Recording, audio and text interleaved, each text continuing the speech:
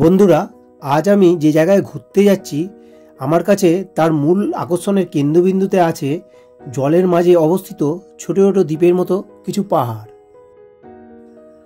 কোনো জায়গায় ঘুরতে যাবার ঠিক হওয়ার সাথে সাথে কতকগুলি প্রশ্ন জড়িয়ে থাকে, যেমন খরচ কিরাম পড়বে, কিভাবে যাব, কোথায় থাকব ইত্যাদি।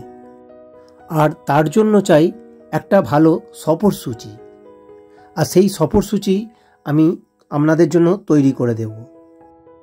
প্রথমে আসি ট্রেনের কথায়। মাইথন যাওয়ার প্রচুর ট্রেন আছে, যেমন black diamond, Shaktipunj, coalfield, Jammu Tawi express. এছাড়াও আপনি অন্য যে কোনো ট্রেনে যা আসানসোল অবধি যায় সেরকম যে কোনো ট্রেনে আসানসোলে নেমে ওখান থেকে মিনি বাস ধরেও চলে যেতে পারেন মাইথন। আমার মতে মাইথন যাওয়ার বেস্ট ট্রেন হচ্ছে সকাল 6:15 ব্ল্যাক ডায়মন্ড এক্সপ্রেস, যেটা আপনাকে বরাকার নামিয়ে দেবে 10:15 নাগাদ। স্টেশনের বাইরে অনেক টোটো ও অটো আছে, বুক করে নিতে পারেন। ভাড়া পড়বে মাথাপিছু কল্যাণেশ্বরী মন্দির অবধি 40 টাকা, আর মাইথন ড্যাম এপার অবধি 50 টাকা, আর ড্যামের ওপারে নিয়ে গেলে 60 টাকা। আমার মনে হয় ট্রেনে ব্রেকফাস্টটা সেরে নেওয়াই ভালো। আর 10:15 নাগাদ বরাকর স্টেশনে নেবে অটো বা টোটো করে প্রথমে কল্যাণেশ্বরী মন্দির চলে যাওয়া বেস্ট। স্টেশন থেকে মন্দিরে যেতে সময় লাগবে মিনিট 20 মতন। সকাল সকাল মন্দির দর্শন করে পুজো দিয়ে বাইরে বেরিয়ে সেরে নিতে পারেন দুপুরের লাঞ্চটা। তারপর আবার টোটো বা অটো ধরে পৌঁছে যান মাইথন ড্যামের কাছে আপনার পছন্দ মতো হোটেলে। সেখানে ব্যাগপত্র রেখে একটু ফ্রেশ হয়ে বেরিয়ে পড়ুন পায়ে হেঁটে ড্যামের দিকে। প্রথমে ঘুরে দেখে নিন 305টি সিঁড়িযুক্ত এই ভান্ডার শিবের মন্দির। এখান থেকে মাইথন ড্যামের ভিউটা খুব ভালো পাওয়া যায়। আর যদি এত সিঁড়ি ভাঙতে ইচ্ছে না করে তাহলে আস্তে আস্তে হেঁটে একটু চলে আসুন ড্যামের এইদিকে মিলেনিয়াম পার্ক আছে। এই মিলেনিয়াম পার্কে একটু পার্কটা ঘুরে ভালো করে দেখে নিন। আর পার্কের বাঁ সাইড দিয়ে নেমে পড়তে পারেন, ওখানে নদী পাবেন। ওই ড্যামের উল্টো সাইডের নদী যে লক গেট দিয়ে জল বেরোয় সেখানটাও আপনি একটু ঘুরে দেখে নিতে পারেন। আর দুপুর 2:30 থেকে 3টে নাগাদ চেপে পড়ুন ড্যামের জলে ভাসমান নৌকায়। আমি স্পিডবোট ও নৌকা দুভাবেই ভ্রমণ করেছি। আপনারা হাতে বেশি সময় না থাকলে তবেই স্পিডবোট চড়ুন, কেননা স্পিডবোট 10 থেকে 15 মিনিটের মধ্যে আপনার ঘোরা কমপ্লিট করিয়ে দেবে, কারণ ওরা আপনাকে কোনো দ্বীপে নামাবে না। তাতে আপনার স্পিডবোট রাইডের মজা আসবে, কিন্তু প্রাকৃতিক সৌন্দর্য উপভোগ হবে না। আর যদি আপনি হাতে টানা নৌকায় চাপেন এবং সবুজ দ্বীপে নামার প্যাকেজ নেন, তাহলে আপনি 2 ঘন্টা 30 মিনিটের মতন সময় ঘুরতে পারবেন। 30 মিনিটের জন্য আপনাকে দ্বীপে ঘুরতে সময় দেবে। আর এই দ্বীপটা অত্যন্ত সুন্দর, তাই দ্বীপে ঘুরতে ঘুরতে প্রকৃতির মজা খুব ভালোভাবে পাবেন। আর কপাল ভালো থাকলে সেই সঙ্গে বিকালের দিকে নৌকা ভ্রমণ করার সময় সুন্দর একটা সূর্যাস্ত দেখে নিতে পারবেন। আমরা 2600 টাকার প্যাকেজটি দরদাম করে 1600 টাকায় করেছিলাম। একটি নৌকায় 6 জন বসতে পারে, আমরা 4 জন ছিলাম, তো 1600 টাকা রাজি করিয়ে নিয়েছিলাম। আপনারাও দরদাম করবেন, কারণ খুব দরদাম হয় এখানে। সন্ধ্যার পর ফিরে যান হোটেলে, কিংবা ড্যামের চারদিকটা একটু ঘুরে দেখে নিতে পারেন। আর পরের দিন সকাল সকাল বেরিয়ে পড়তে পারেন আপনি Panchet dam, Garpanchkot, snake garden, কয়লা খনি প্রভৃতি সাইট সিইং করবার জন্য, এবং হাতে পুরো একটা দিন সময় পাবেন, এবং বিকেলে আপনি ট্রেন ধরতে পারেন ফেরবার। আমরা সকালের ব্ল্যাক ডায়মন্ডের টিকিট না পাওয়ায় দুপুর 1টার শক্তিপুঞ্জে গিয়েছিলাম, আর গিয়ে পৌঁছতেই আমাদের সন্ধ্যা হয়ে গিয়েছিল। হ্যালো বন্ধুরা, চললাম জব্বলপুর এক্সপ্রেস ধরে হাওড়া জব্বলপুর এক্সপ্রেস ধরে 11447 যাব। 3:50 রানিগঞ্জ ঢুকলো, আসানসোল জংশন চলে এলো। ঠিক আছে, বরাগড় স্টেশন নেমে পড়েছি। ট্রেন কিছুটা কভার করেছে, 16 মিনিট লেটে ছেড়েছিল, যদিও 4:42 নামিয়েছে, তার মানে 4 মিনিট সেভ করেছে। আমরা আগে থেকে কোনো হোটেল বুক করে না যাওয়ায় আমাদের নেমে প্রথম কাজ হয়েছিল যে কোনো একটা ভালো হোটেল বুক করা। 2-3টে হোটেলে খোঁজ নেবার পর ফাইনালি আমরা ড্যামের ওপারে গিয়ে এই শুভঙ্কর হোটেলে উঠলাম। এটি ঝাড়খণ্ডে।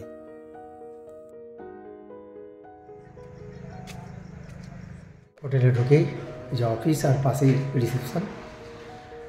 এখন রিসেপশনে কেউ নিতে, এখানটা একটু বসে ওয়েট করবো।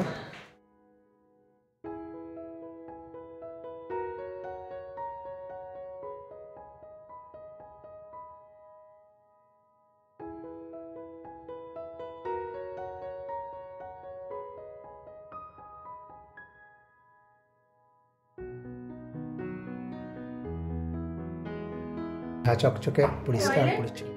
ডিংস দেবে, নর্মাল ওয়াটারে দিয়েছে, আর শ্যাম্পু সাবান টাওয়াল দিয়ে গেছে। ডাইনিং প্লেসটা খুব সুন্দর আছে।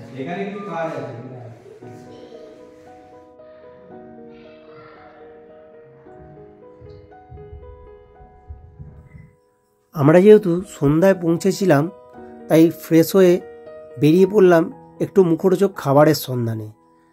আর এই খাবারের সন্ধানে বেরিয়ে আজ পূর্ণিমা থাকায় ড্যামের জলে চাঁদের যে সুন্দর ভিউটা দেখতে পাচ্ছি, তা দেখে মন ভরে গেল একদম। যে একটু মনটা একটু ক্ষুণ্ণ ছিল যে আস্তে আস্তে সন্ধে হয়ে গেছে, কিন্তু এই চাঁদের অপরূপ সৌন্দর্য ড্যামের জলে এবং এই প্রাকৃতিক পরিবেশ দেখে মন মুগ্ধ হয়ে গেল। এবার যাব একটু মুখরোচক খাবারের সন্ধানে। তেলে ভাজা খাওয়ার শখ হয়, বাঙালিদের তো হয় তেলে ভাজা মুড়ি। তো এই এলাকাটায় এলে তেলে ভাজা মুড়ি পেয়ে যাবেন। আর আমি এ থেকেই সমস্ত রকমের তেলে ভাজা কিনলাম। পনির পাকোড়া, চিকেন পাকোড়া, চিংড়ি পাকোড়া আর আন্ডা পাকোড়া সব কিছু। রাস্তার ধারে থাকা এই রেস্টুরেন্টটিতে আমরা আজ রাতের ডিনার সারব। খাবার দাবারের দাম ঠিকঠাকই ছিল, আর গুণগত মানও মোটামুটি ছিল। এই শুভঙ্কর হোটেল থেকে মাত্র 5 মিনিট দূরত্বে রয়েছে এই রেস্টুরেন্টটা, এবং আসার পথে আরও আপনি এরকম খাবারের রেস্টুরেন্ট পেয়ে যাবেন, সেখানে বিরিয়ানি থেকে আরম্ভ করে সমস্ত খাবারই পেয়ে যাবেন। ভোর 6টার সময় চাঁদ এখন জল করছে, দারুণ লাগছে দেখতে। বন্ধুরা, সকাল 6টা বাজে, এখনও সূর্যদেবের দেখা পাওয়া যাচ্ছে না। তো দেখতে এসেছি সূর্যদেব কী আছে অবস্থায় আছে। তাহলে এই কম্বল ছেড়ে জামা কাপড় পরবো।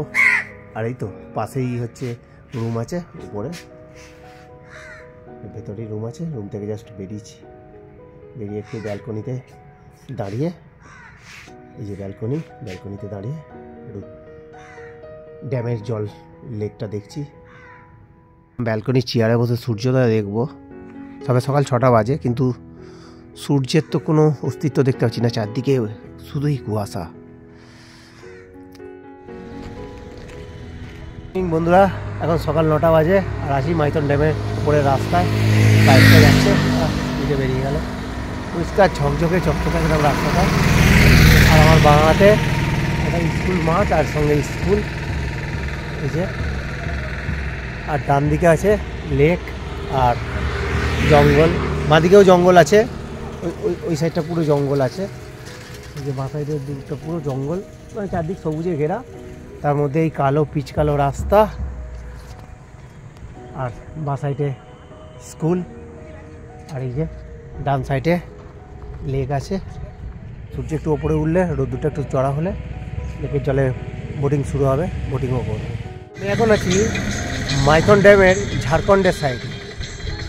শোনা যায় যে মা কল্যাণেশ্বরী নামেই এই জায়গার নাম। তো ঝাড়খণ্ডবাসী মা কল্যাণেশ্বরীর এই জায়গাটাকে মাইকা থান বলতো। তো মাইকাথান থেকেই এখানকার নাম হয়ে গেছে মাইথন। আরও মতভেদ কিছু আছে, কিন্তু এইটাই চলতি মত যে মাইকাথান নাম থেকেই মাইথন নামটা এসছে। আর পেছনেই আমার পেছনেই ওই যে মাইথন ড্যাম, আর তার ড্যামের জল ঝিল সবই দেখা যাচ্ছে, কিন্তু এখনও কুয়াশা প্রচণ্ড পরিমাণে রয়েছে। ঝাড়খণ্ডের এক স্কুল গ্রাউন্ডে সকালবেলায় অর্থাৎ ওই 9:30টার সময় প্রার্থনা শুরু হবে, তার প্রোগ্রাম চলছে। এই যে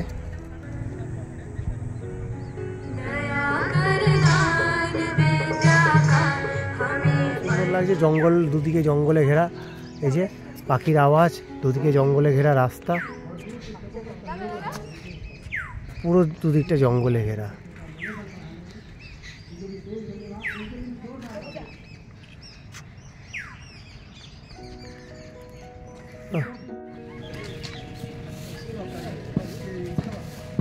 এই পার্কটি শুধু 1 জানুয়ারির দিন খোলা থাকে সর্বসাধারণের জন্য, বাদবাকি সব সময় বন্ধ থাকে, কারণ অনেকেই ঢুকে নিজের মনে করে ফুল গাছ নষ্ট করে দেয় বলে ওরা এখন বন্ধ করে দিয়েছে সাধারণ মানুষের জন্য। শুধু 1 জানুয়ারির দিন এখানে আপনারা ঢুকতে পারেন, ঢুকে দেখতে পারেন।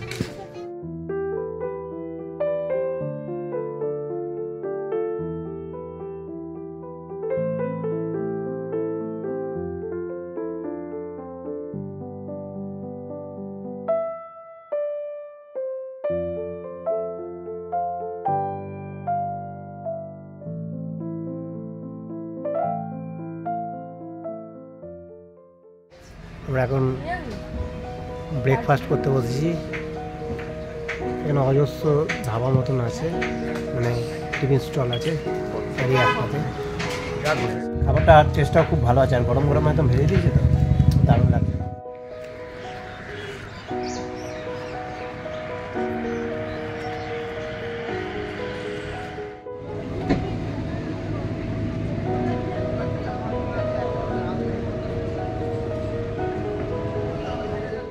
হাতে নিয়ে রেখেছি আপাতত। আর আমাদের 2500 টাকা যেটা বলেছিল দরদাম করে ওটা 1600 টাকা করেছি। 4 স্পট লেখা রয়েছে 2500, অনেক বলে করে বার্গেনিং করে ওটা 1600 টাকা কাজে রেখেছে। যাবো এবারে বোটিং করতে, সিঁড়ি দিয়ে নামছি বোটিং করবার উদ্দেশ্যে। 11টা বাজে সকাল, আর আমাদের বোট মানে নৌকা ছেড়ে দিল, যাবো। প্রথম স্পট লক গেট মাইথন ড্যামের। এই যে লক গেট দেখা যাচ্ছে, এই লক গেটগুলো তুলেই জল যখন যেরকম দরকার হয় এই ড্যাম থেকে ছাড়ে।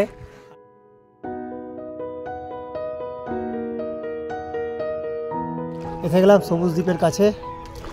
যে মাঝিটা বেশ তীরে চালাচ্ছে নৌকা, মোটামুটি তাড়াতাড়ি চলে এসেছি। এবার নামবো সবুজ দ্বীপে। সবুজ দ্বীপ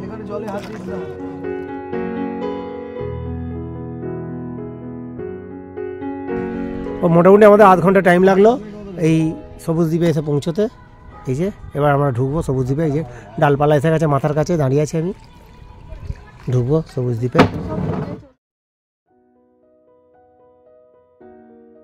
একটু সিঁড়ি দিয়ে উপরে উঠবো, যতটাই পাহাড়টা বা টিলাটা যতটা উঁচু ততটাতেই উঠবো, উঠে দেখবো উপর থেকে একটু ভিউটা। এই যে উঠে পড়েছি মাথার সমান উঁচুতে, আর এটাই সবচেয়ে উঁচু পাথর এখানের, যেটার উপর উঠে দাঁড়িয়ে আছি আমি এখন। এটাই সবচেয়ে উঁচু পাথর। আর এখান থেকে দেখবো ওই পাশের ভিউটা। এইখানে তো চারদিকটা পুরো জঙ্গল, এই যে সামনের দিকে জঙ্গলের মধ্যে দিয়ে জল দেখা যাচ্ছে, সবটাই জলে ঘেরা। তার মধ্যে মাঝখানে, জলের মাঝখানে একটা ছোট্ট টিলা মতন। ওই যে দ্বীপের সবচেয়ে উঁচু পজিশন থেকে দূরের বাংলো দ্বীপ ওটা দেখা যাচ্ছে, ওটা হচ্ছে বাংলো দ্বীপ। স্লিপ আছে বাচ্চাদের জন্য, একটা বসার স্ট্যান্ড, আঙুলগুলো ভেঙে গেছে বসে বসে, সুন্দর দেখতে লাগছে। সেতুর মতন একদম সরু দ্বীপের ওপর ওই ছাতাটা অবধি যাবো। জলের নিচে কত মাছ দেখা যাচ্ছে, জলটা এত পরিষ্কার। আমি একটু ক্লোজে দেখানোর চেষ্টা করবো। মাছ ভর্তি, মাছের ঝাঁক।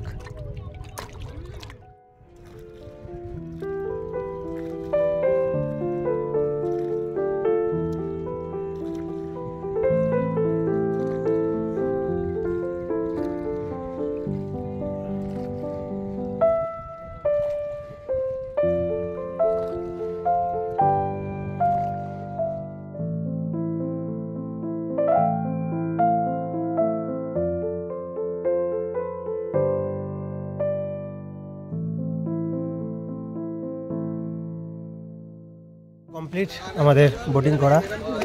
এবার যাব উপরে, দেখি কল্যাণেশ্বরী মন্দিরের দিকে যাব, আর পথে যদি অন্য কিছু পড়ে সেটাও দেখব।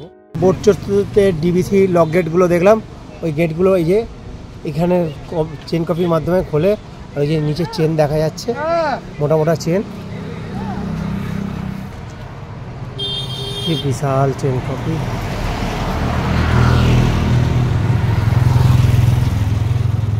পুরো চাকা লাগানো আছে, দুধারে চাকা লাগানো আছে। এই যে না না হরিণ আছে, হরিণ আছে, ওই যে ডিয়ার পার্কে ওইখানে হরিণ দেখা যাচ্ছে একদম। বাহ, সুন্দর জায়গা। কল্যাণেশ্বরী মন্দির ঢুকবো এবার। পেয়ারার কি 5 টাকা পিস আছে, 10 টাকা পিস আছে, 5 টাকা 10 টাকা পিস আছে। আর কেজি 400 আছে, 480 টাকা আছে। আচ্ছা, আর এই দোকানের সামনে থেকেই শুরু হয়ে যাচ্ছে মন্দির চত্বর, তাই এখানেই আমরা জুতো খুলে রাখলাম, আর এখান থেকেই আমরা পুজোর প্রসাদ নিয়ে নিলাম।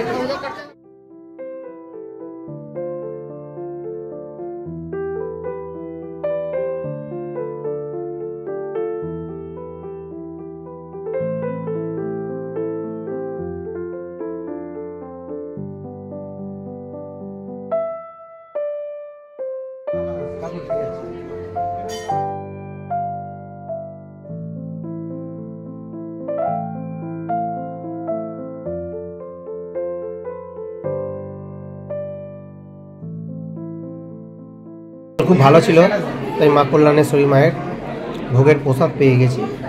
এই যে পায়েস খাবো একটু।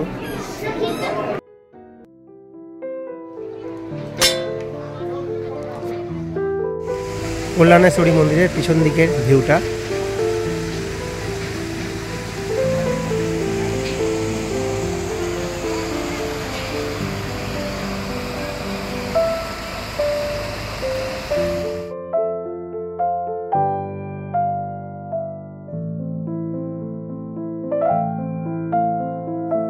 বন্ধুরা, আমার ওয়ান ডে সফরসূচি কমপ্লিট হলো। মাইথন ড্যাম আর কল্যাণেশ্বরী মন্দির ঘুরে এবার বাড়ি ফেরার পালা। 5টার ব্ল্যাক ডায়মন্ড ধরে ফিরে যাব হাওড়া স্টেশনে।